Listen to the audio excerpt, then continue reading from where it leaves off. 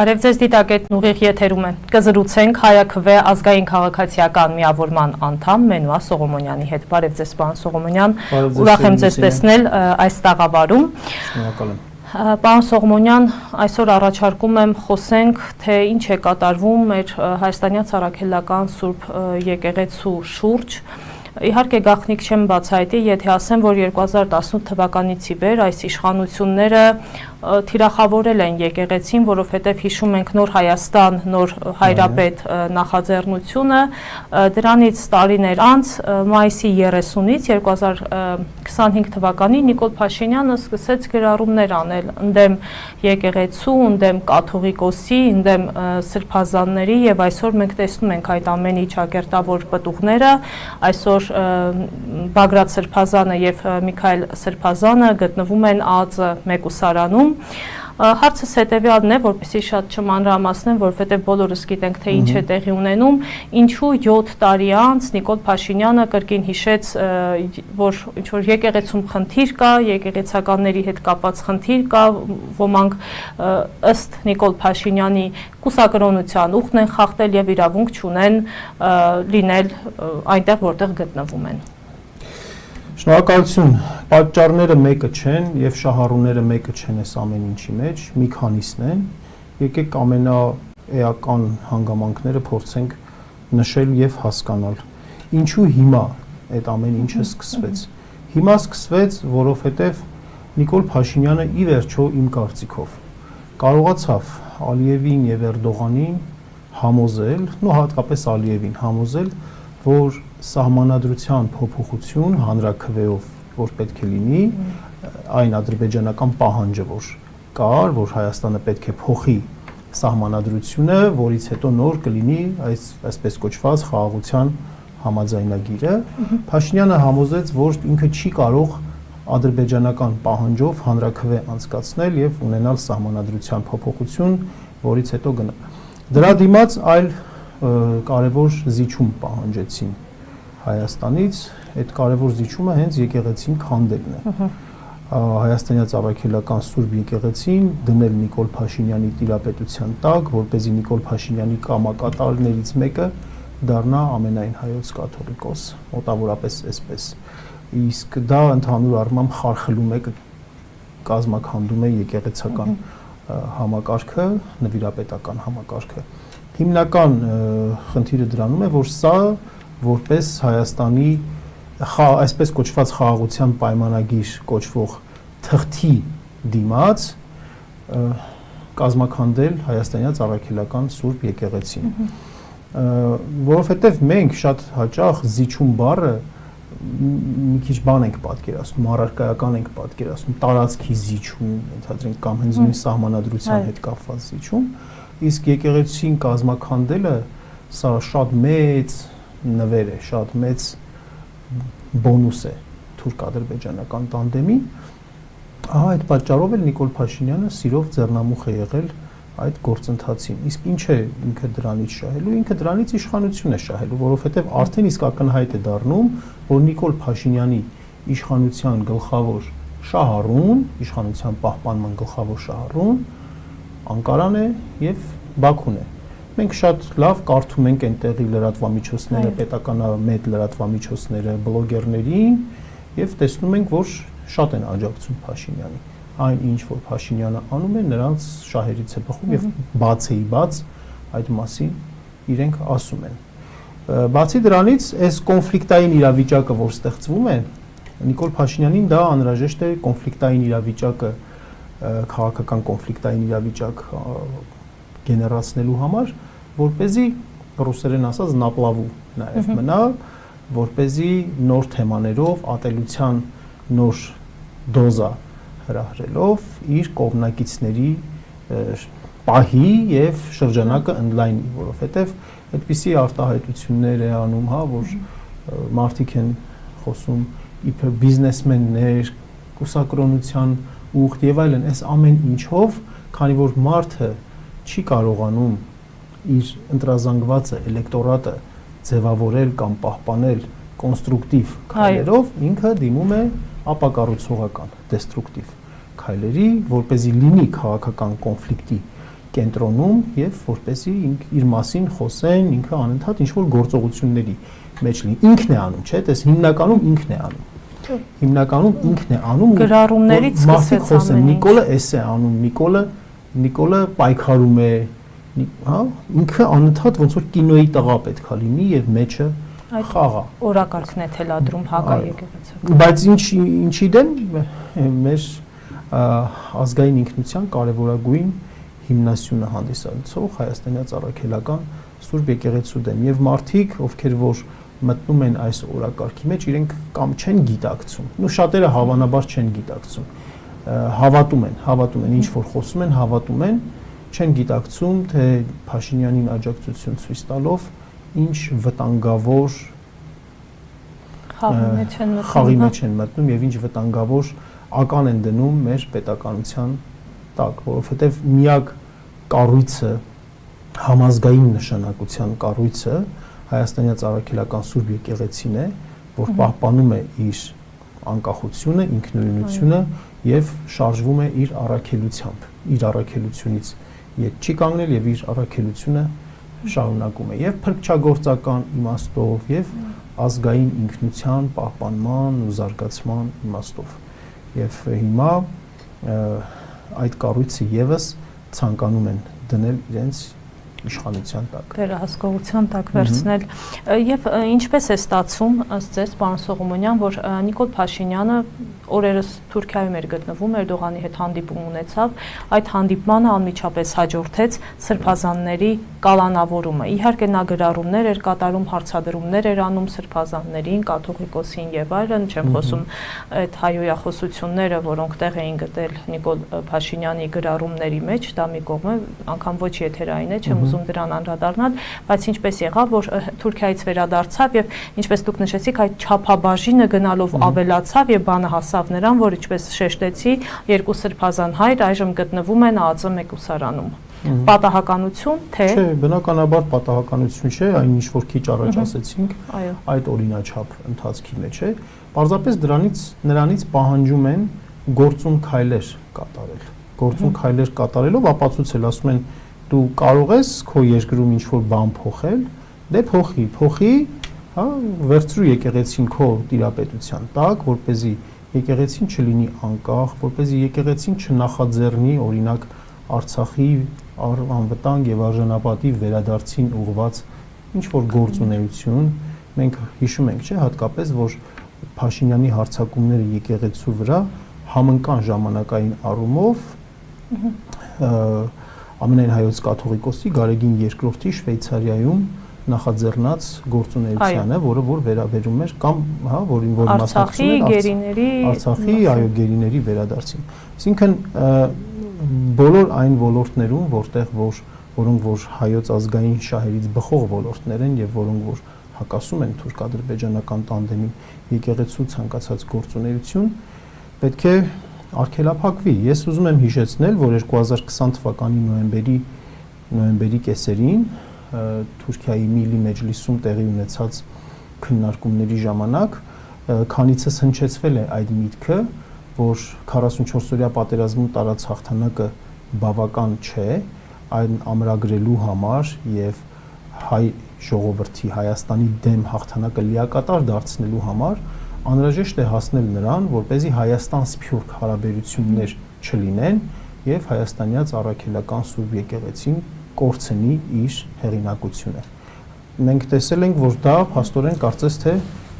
այդ պահանջը, որ ձևակերպվել է թուրքական ազգային քաղաքական էլիտայի կողմից, Փաշինյանը կատարում է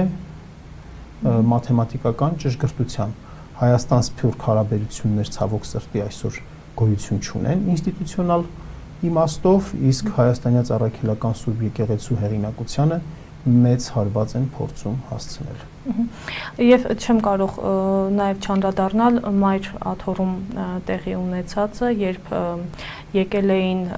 տարբեր ուժային կառույցների ներկայացուցիչներ, անգամ դիմակավորված անձինք, կարմիր բերետավորներ, Ալֆա Ջոկատը նաև եկել էին, որպեսզի Միքայել Սրբազանին ձերբակալեն։ Նրա փաստաբան Արա Զոհրաբյանը հայտարարեց, որ առաջարկել են, որպեսզի քահանաների ժողով պետք է տեղի ունենար, որը ղեկավարում էր Միքայել Սրբազանը, դրանից հետո Միքայել Սրբազանը չի հրաժարվել, ինքն իր ոտով, այսպես ասենք, պատրաստ էր գնալ քննչական կոմիտե կամ մասնակցել այդ հարցաքննությանը։ Իհարկե մենք տեսանք, որ հայրենակիցները, հավատավոր մարդիկ թույլ չէին տալիս, որպեսզի Սրբազանը գնա, դեմ էին Սրբազանի քննչական կոմիտե ներկայանալուն, 2-3 անգամ խոչընդոտեցին, բայց Սրբազանը դուրս եկավ եւ պատրաստակամություն հայտնեց, որ այսպես թե այնպես որոշումը կա եւ նա պատրաստ է գնալ։ Օրինակ, ըստ ձեզ, ուժային կառույցները տեղյակ չէին, որ Սրբազանը Գյումրիից գալու է մայրաթոռ, իր, այսպես ասած, պարտականությունները կատարելու, այնուհետև վերադառնալու։ Կամ եթե գործը հարուցվել էր, ենթադրենք հունիսի 14-ին, 15-ին չեմ հիշում, այդ 10 օրերի ընթացքում ինչու սպասեցին եւ հենց մայրաթոռում, ինչպես Սրբազան հայրը հիշատակեց կամ այսպես որակում տվեց, այդ մասկի շոուն կազմակերպեցին։ Դա ինչով էր պայմանավորված։ Շատ լավ։ Դուք շատ ճիշտ եք նկատում։ Եթե մի կողմ դնենք այն հանգամանքը, որ այդ քրեական գործը մեր համոզմամբ խիստ շինծու քրեական գործ է Միքայել Սրբազանի նկատմամբ։ Եթե քրեական գործ է հարուցվել Միքայել Սրբազանի նկատմամբ եւ եթե նրան պարզապես բանավոր, զանգով, ծանուցմամբ, պատշաճ ինչ-որ ընթացակարգերով, որ նախատեսվում է գրեին կամ զանգեին կամ ասեին, որ այսինչ օրը, այսինչ ժամին խնդրում ենք ներկայանալ այսինչ վայրը, Միքայել Սրբազանը որպես Հայաստանի Հանրապետության օրինապահ քաղաքացի բնականաբար գնալու էր, ներկայանալու էր։ Ինչու տեղի ունեցավ այս ամենը։ Այո, քահանայից ժողովն էր տեղի ունենում այդ օրը եւ դիմակավորված այդպես անձինք ԱԱԾ-ի ներկայացուցիչները գնացին, որպեսզի բերման ենթարկեն բռնությամբ։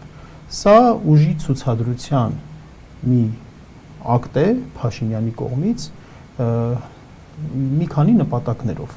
Առաջինը հոգեբանական այն իմաստով, որ իր ընտրազանգվածի մոտ նա ուզում է երևալ որպես կարող, որպես ուժեղ, որովհետև իրականության մեջ է դա, իրականում մարդիկ գնում են ուժի հետևից։ Այո։ Հաճախ։ Հա, չենք ասում, որ բոլոր մարդիկ են գնում եւ բայց մարդիկ գնում են ուժի հետևից։ Եվ սրանով ինքը նախ ուզում էր ցույց տալ իր ուժը։ Երկրորդ, սա նաև ահաբեկման գործողություն է, որ այստեղ իր դեմ խաղ չկա, բայց երրորդ, սա նաև ինչ է նշանակում։ Սա նշանակում է, սա հերթական անգամ ցույց է տալիս այս խայտառակությունը, որ տեղի ունեցավ մայրաթոռում, բացի նրանից, որ հերթական անգամ նորից ծանր հարված հասցվեց Հայաստանյա Ծառաքելական Սուրբ Եկեղեցու հեղինակությանը, սա նաև մտքից կտրվեց այդ բանը,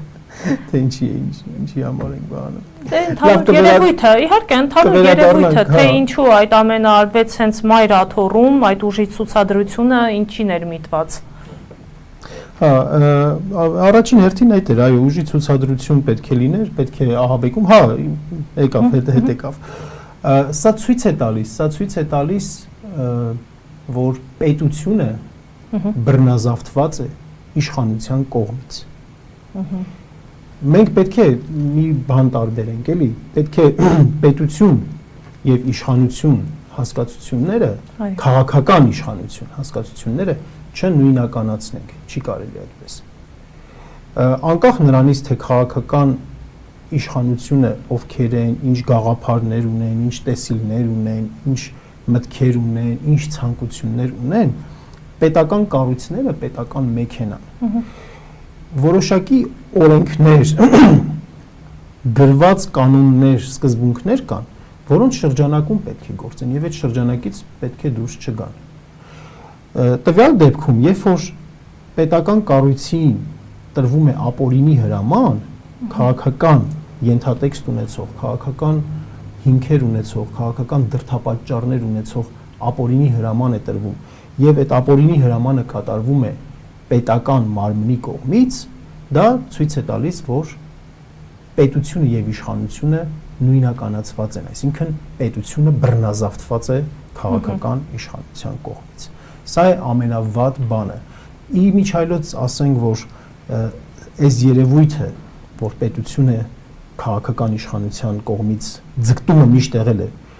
91 թվականից սկսած էլ կամ ավելի շուտ ժամանակներից է սկսված, միշտ էլ իշխող ուժը ցանկացել է հնարավորինս շատ իր ձեռքը պահել պետությունը եւ պետական մարմինները, պետական օղակները ծառայեցնել իր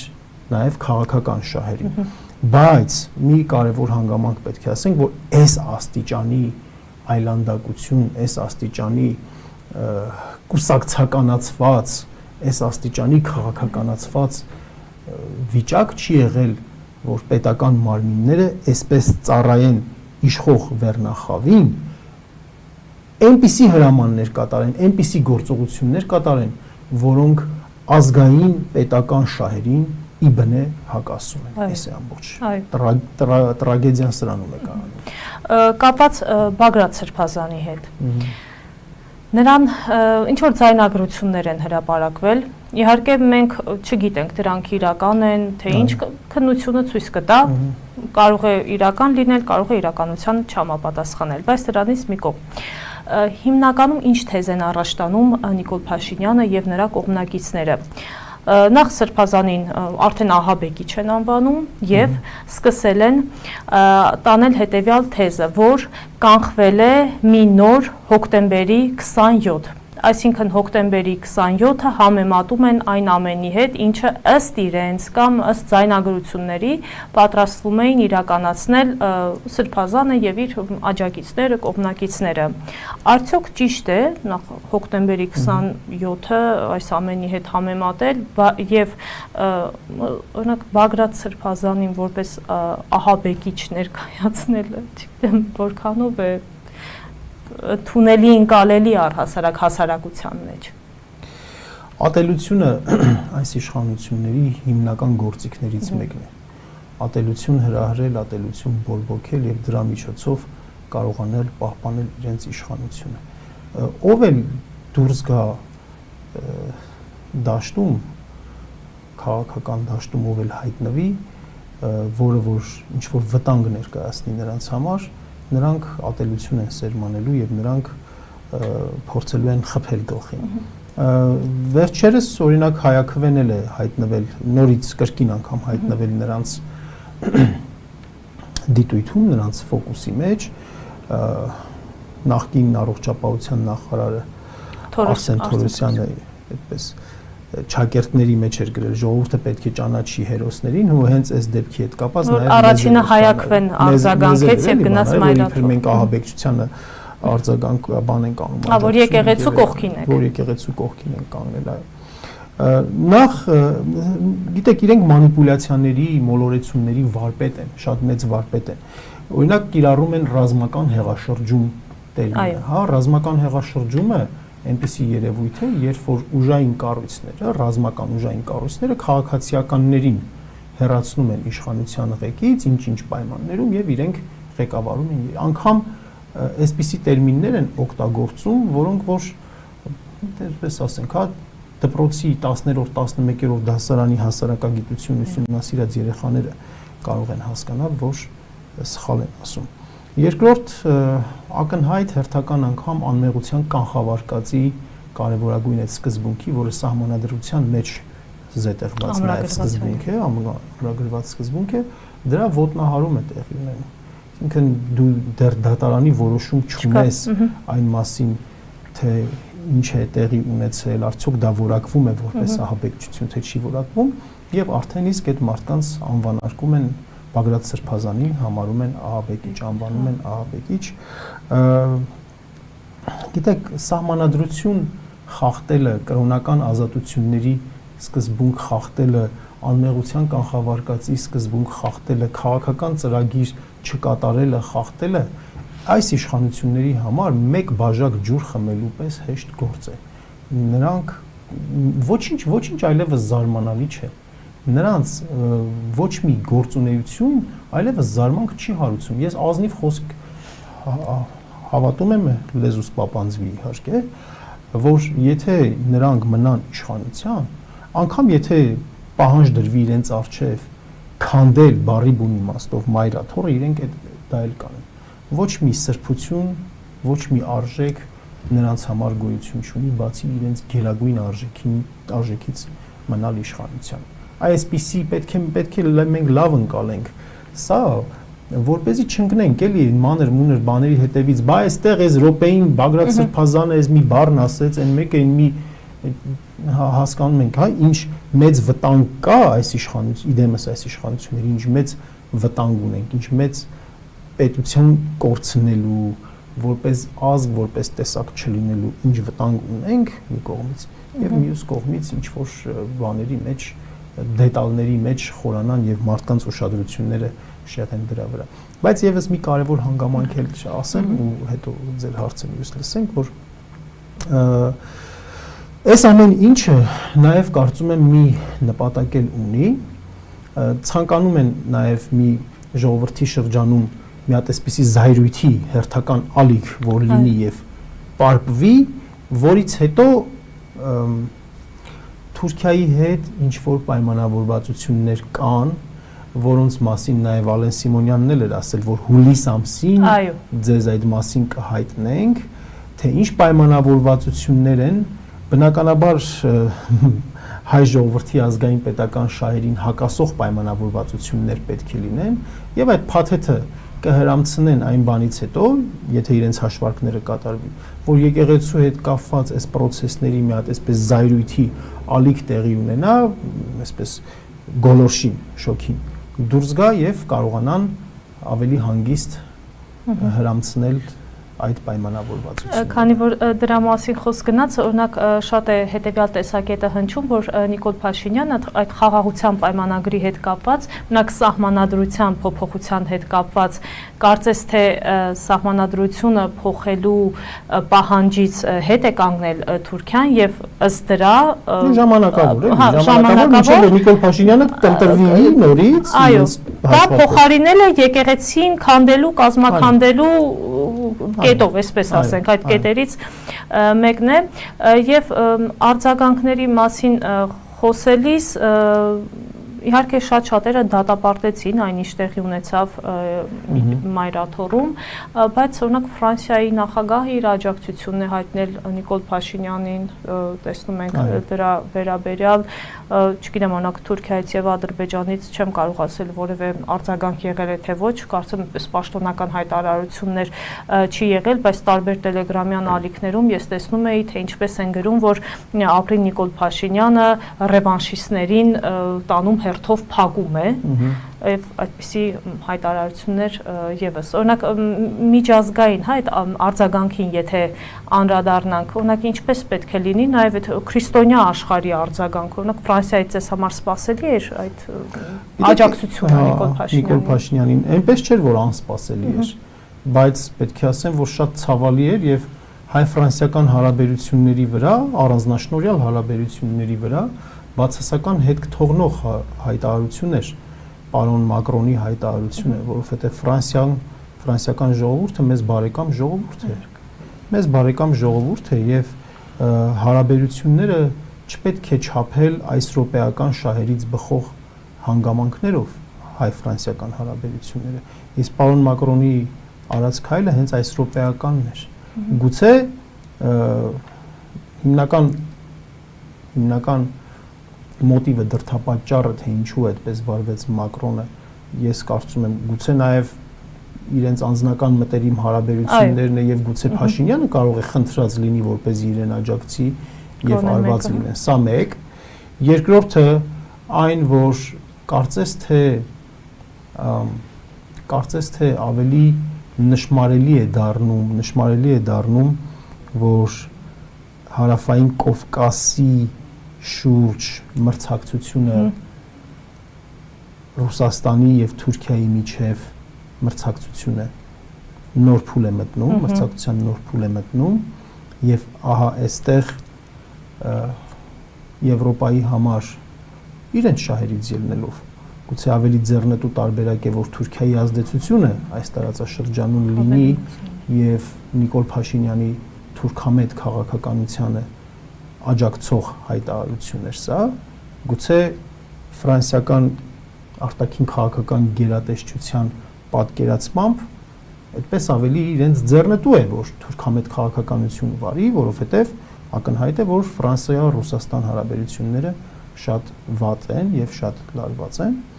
բայց վերջին հաշվով, երբ որ սա նայում ենք սկզբունքների դիրքերից եւ հայ-ֆրանսիական հարաբերությունների դիրքերից, ապա ինչ ենք մենք տեսնում, որ դեմոկրատիայի, մարդու իրավունքների ոլորտում առաջամարտիկի համբավ ունեցող բարեկամական Ֆրանսիան համերաշխություն է հայտնում կրոնական ազատությունների հիմնարար այդ սկզբունքը Փաշինյանի կողմից ոտնահարելու քայլերի առնչությամբ համերաշխություն է հայտնում։ Իսկ կրոնական ազատությունների սկզբունքը դա միջազգային իրավական եւ մարդասիրական սկզբունք է, որ ֆիքսված է, ամրագրված է բազմաթիվ միջազգային իրավական ակտերում, մարդու իրավունքների համընդհանուր հռչակագրում, քաղաքական եւ քաղաքացիական իրավունքների դաշնագրում եւ այլ Փարիզյան խարտիայում մարդու իրավունքների վերաբերյալ եւ նաեւ այդ կրոնական ազատության սկզբունքը հայաստանյան օրենսդրության օրգանիկ մասն է հանդիսանում, իսկ այնինչ անում է Փաշինյանը, խախտում է, ոտնահարում է ոչ միայն Հայաստանի Հանրապետության բնակչության, այլև աշխարհասփյուռ հայության մեծագույն մասի կրոնական իրավունքները եւ վիրավորում է կրոնական զգացմունքները, բայց բացի դրանից անում է բան, որը որ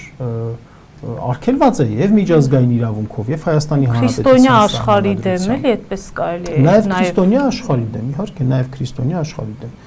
եւ Մակրոնը այդ իր հայտարարությամբ փաստորեն դուրս է գալիս, որ աջակցում է, որ Հայաստանի իշխանությունները ոտնահարում են կրոնական ազատությունների վերաբերյալ միջազգային սկզբունքը։ Եվ եթե հաշվի առնենք, որ վեհարանի վրա գրող բարիս ուղիղ իմաստով տեղի ունեցավ, որովհետև պատրաստ էին անգամ դուռը ջարդել, այնտեղից Սրբազան հորը տանել քննչական կոմիտե, ձերբակալել, եթե չլիներ այն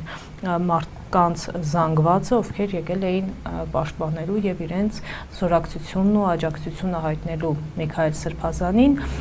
Հիմա այս ամենը տեսնելով դուք իրատեսական համարում եք, որ հաջորդ թիրախը այս իշխանությունների վեհափառ հայրապետն է եւ չի բացառվում, որ նրան էլ ձերբակալեն եւ տանեն կալանքի եւ արդյոք սա կլինի արդեն այն ջրի վերջին կաթիլը եւ ինչ որ ժողովուրդը իր խոսքը կասի թե ոչ։ Վեհափառ հայրապետը այսպես թե այնպես այս իշխանությունների հիմնական թիրախն է։ Հենց վեհափառի անձը եւ հենց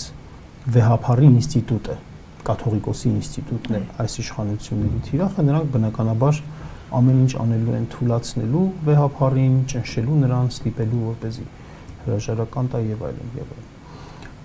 Ամեն ինչ էլ բնականաբար սպասելի է։ Ինչ վերաբերում է այս վտանգավոր գործընթացների դեմն առնելուն, ես ավելի շատ ցավը կայանում է նրանում, որ չկարողացանք մինչև այժմ չենք կարողացել ստեղծել ազգային քաղաքական առաջնորդություն։ Ժողովուրդը իմ խորին համոզմամբ խնդիրը ժողովրդի մեջ չէ։ Խնդիրը նրա մեջ է, որ ժողովուրդը չի տեսնում որպես կազմակերպված ուժ ազգային քաղաքական առաջնորդության։ Այդ առաջնորդության ստեղծելու սաղմերն էլ հնարավորինս տարբեր ձևերով ջարդվում են դրանց այդ ամեն ինչի առաջը առնում են, բայց չեմ ուզում ասելիքս այդպես վատատեսական իմաստով, նաև ուզում եմ ասել, որ մենք էլ ամեն գնով եւ քաղաքական դաշտի շատ այլ խաղացողներ էլ ամեն գնով դեմ են կանգնելու եւ պայքարելու են եկեղեցու դեմ տարվող այս սրբապիղծ օրակարգի դեմ, մենք դրա առաջամարտիկներից մեկն ենք, որովհետև դա վերջակետն է, վերջին կետն է։ Մենք դա անցալում ենք շատ էգզիստենցիալ իմաստով, որովհետև եթե մենք անտարբերություն դրսևորենք այդ ամեն ինչի նկատմամբ, դա կնշանակի, որ մենք ապրում ենք ընդհանրապես ուտելու համար։ Դեռ կպնում են մեր գլխավոր սրբության սրբոցին։ Մայրաթոր Սուրբ Էջմիածնին են գտնում։ Եվ ես հուսով եմ, որ հայ ժողովուրդը չի թողնի, որ իր սրբության սրբոցը էջմիածինը անցնի այս իշխանությունների ենթակայության տակ։ Եվ մի հարց էր, պարոն Սողոմոնյան, քանի որ 2026 թվականին հերթական ընտրություններ են տեղի ունենալու, ըստ ձեզ այս քայլերը նաև որևէ կապակցվածություն ունեն այդ ընտրությունների հետ կապված եւ մենք ըստ ձեզ էլի ականատես կլինենք հերթական թե արտահերթ ընտրությունների եւ ինչ պատկեր կունենանք մեր աչքի առաջ ունենալով 2021 թվականի պատկերը, երբ բարդված իշխանությունները կրկին վերընտրվեցին։ Ընտրությունները կլինեն հերթական թե արտահերթ մի քանի հանգամանքից է կախված։ Եթե մինչև հերթական ընտրությունները լինի մի process,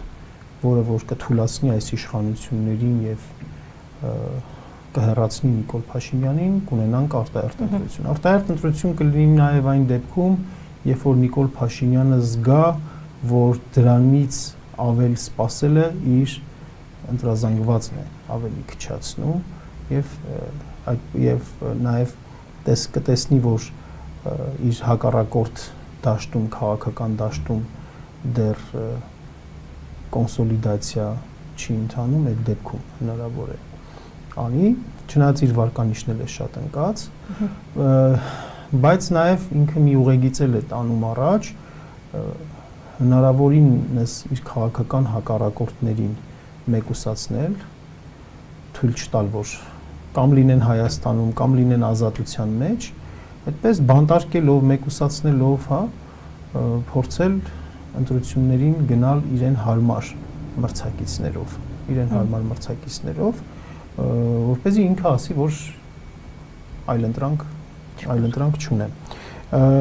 Ես դժվարանում եմ դրա համար կանխատեսելի վերջո ընտրությունները կլինեն հերթական թե արտահերթ, բայց մի բան պետք է հաշվի առնել։ Ցանկացած սահմանադրական միջոցով անհրաժեշտ է պայքարել այս իշխանությունների դեմ։ Երբ որ մարդիկ ասում են ընտրություններով հնարավոր չէ, կամ ասում են փողոցայինով հնարավոր չէ, բոլորն էլ հնարավոր են եւ բոլորի ուղղությամբ պետք է աշխատել, ամեն օր աշխատել։ Ես համոզված եմ համենայն դեպս, որ 2026 թվականի եթե հերթական ընտրություններ լինեն, 2021-ի արդյունքները հաստատ չեն լինելու։ Նախ եւ առաջ, ինչ իմաստով, ամենավատատեսական սցենարի դեպքում էլ սահմանադրական մեծամասնություն, այն ինչ որ հիմա Նիկոլ Փաշինյանը ունի, չի լինելու։ Եվ դա հնարավորություն կտա գոնե ամենավատատեսական սցենարն եմ ես ասում։ Դա հնարավորություն կտա, որ մի շարք կարևոր պետական օղակներում մարդկանց նշանակումը, պաշտոնյաների նշանակումը չդառնա իր քաղաքական մենաշնորհը, առնվազն այդ իմաստով։ Այսինքն, եթե մենք ամենավատատեսական սցենարով էլ առաջնորդվելու լինենք, մենք դարձյալ պետք է պայքարենք։ Ամեն սանտիմետրի համար մենք պետք է պայքարենք։ Թեկուզ այդ հաջողությունները չնչին լինեն, քիչ լինեն, կաթիլ լինեն, պայքարելը այլընտրանք չունի։ Եվ պարոն Սողոմոնյան, ես գիտեմ, որ դուք այդ թեմային շատ չեք անդրադառնում, միգուցե չգիտեմ հիմա էլ ցանկություն չունեք խոսելու, կապված ԵՊՀ-ից ձեզ հեռացնելու այդ, քանի որ ձեր քաղաքական տեսակետի պատճառով հեռացվել եք ներողություն ԵՊՀ-ից եւ ոչ միայն դուք, շատերը, ես գիտեմ, որ դիմել եք օրենքին եւ հիմա հաշվի առնելով, թե այժմ մեր դատական համակարգը ինչ վիճակում է գտնվում, ինձ հետաքրքիր է ձեր գործը ինչ ընթացքի մեջ է եւ ինչ հույսեր կան, որ կվերականգնվի։ Կոնկրետ իմ դատական գործի հետ կապված այս պահին ես ձեռնպահ կմնամ գնահատական հնչեցնելուց, սակայն իրավիճակը մոտավորապես հետեւյալն է, որ ակնհայտ է, որ ինձ լրիվ անհիմն ձևով են հանել, իմ բոլոր առարկաները այդպես կամ վերացրել են կամ ինձնից վերցրել են ուրիշի են տվել։ Կամ ձեր կողմից գրված նյութերով է, եթե չեմ սխալվում, ինչև այժմ դասավանդվում։ Դե չէ, կարևոր է, պետք է ասել։ Բայց գտնվում ենք հետևյալ փուլում, որ մենք ասում ենք, որ այն հիմքը, որով որ լուծել եք պայմանագիրը, ճիշտ չէ, այսինքն ինձ ազատել են իբրև թե ժամկետը լրանալու հիմքով,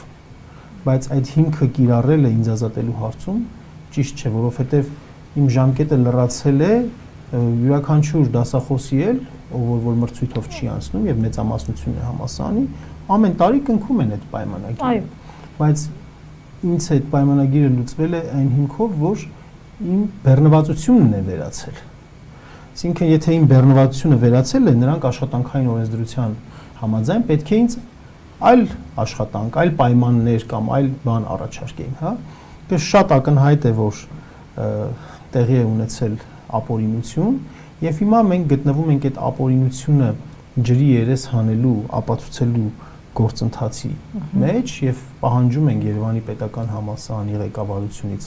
համապատասխան փաստաթղթեր, թե ինչու են օրինակ իմ դասընթացները հանվել, հա, իրենք օրինակ վկայակոչում են, որ ասում են մշտադիտարկում է եղել, մշտադիտարկման արդյունքում որոշվել է, որ իբրև թե իմ կողմից դասավանդվող դասընթացներից մեկը այլ դասընթացի կրկնություն է, այսպիսի աբսուրդ բան է ասում, որ ուսանողին ասում